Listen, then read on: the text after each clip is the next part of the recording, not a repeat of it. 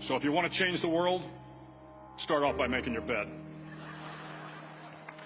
If you make your bed every morning, you will have accomplished the first task of the day. It will give you a small sense of pride, and it will encourage you to do another task, and another, and another. And by the end of the day, that one task completed will have turned into many tasks completed. Making your bed will also reinforce the fact that the little things in life matter. If you can't do the little things right, you'll never be able to do the big things right. And if by chance you have a miserable day, you will come home to a bed that is made, that you made. And a made bed gives you encouragement that tomorrow will be better. To pass SEAL training, there are a series of long swims that must be completed. One is the night swim. Before the swim, the instructors joyfully brief the students on all the species of sharks that inhabit the waters off San Clemente.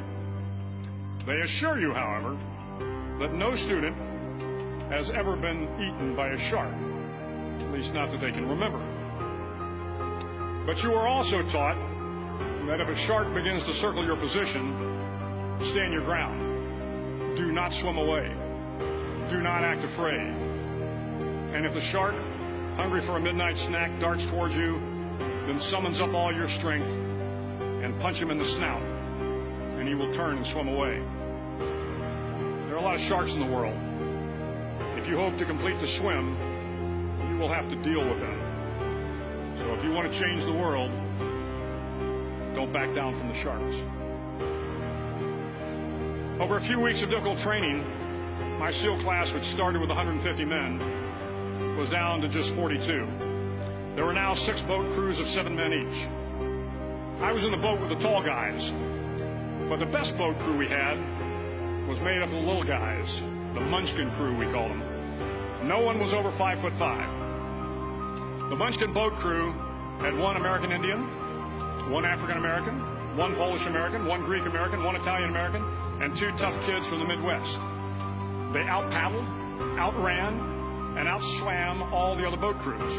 The big men in the other boat crews would always make good-natured fun of the tiny little flippers the Munchkins put on their tiny little feet prior to every swim.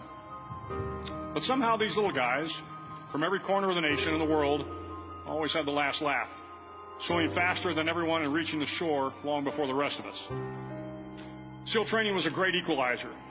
Nothing mattered but your will to succeed, not your color, not your ethnic background, not your education, not your social status. If you want to change the world, measure a person by the size of their heart, not by the size of their flippers. The 9th week of training is referred to as Hell Week. It is 6 days of no sleep, constant physical and mental harassment, and 1 special day at the Mud Flats. The Mud Flats are an area between San Diego and Tijuana where the water runs off and creates the Tijuana Sloughs, a swampy patch of terrain where the mud will engulf you. It is on Wednesday of Hell Week that you paddle down to the Mud Flats and spend the next 15 hours trying to survive this freezing cold, the howling wind, and the incessant pressure to quit from the instructors. As the sun began to set that Wednesday evening, my training class, having committed some egregious infraction of the rules, was ordered into the mud. The mud consumed each man until there was nothing visible but our heads. The instructors told us we could leave the mud if only 5 men would quit. Only 5 men, just 5 men, and we could get out of the oppressive cold. Looking around the mud flat, it was apparent that some students were about to give up. It was still over 8 hours till the sun came up. 8 more hours of bone-chilling cold. The chattering teeth and the shivering moans of the trainees were so loud, it was hard to hear anything.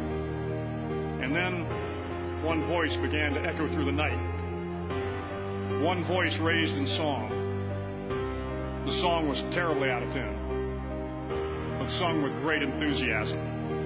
One voice became 2, and 2 became 3, and before long, everyone in the class was singing. The instructors threatened us with more time in the mud if we kept up the singing, but the singing persisted, and somehow the mud seemed a little warmer, and the wind a little tamer, and the dawn not so far away. If I have learned anything in my time traveling the world, it is the power of hope. The power of one person, a Washington, a Lincoln, King, Mandela, and even a young girl from Pakistan, Malala. One person can change the world by giving people hope. So if you want to change the world, start each day with a task completed. Find someone to help you through life. Respect everyone. Know that life is not fair and that you will fail often.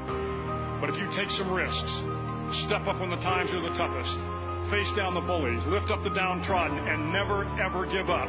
If you do these things, the next generation and the generations that follow will live in a world far better than the one we have today. And what started here will indeed have changed the world for the better.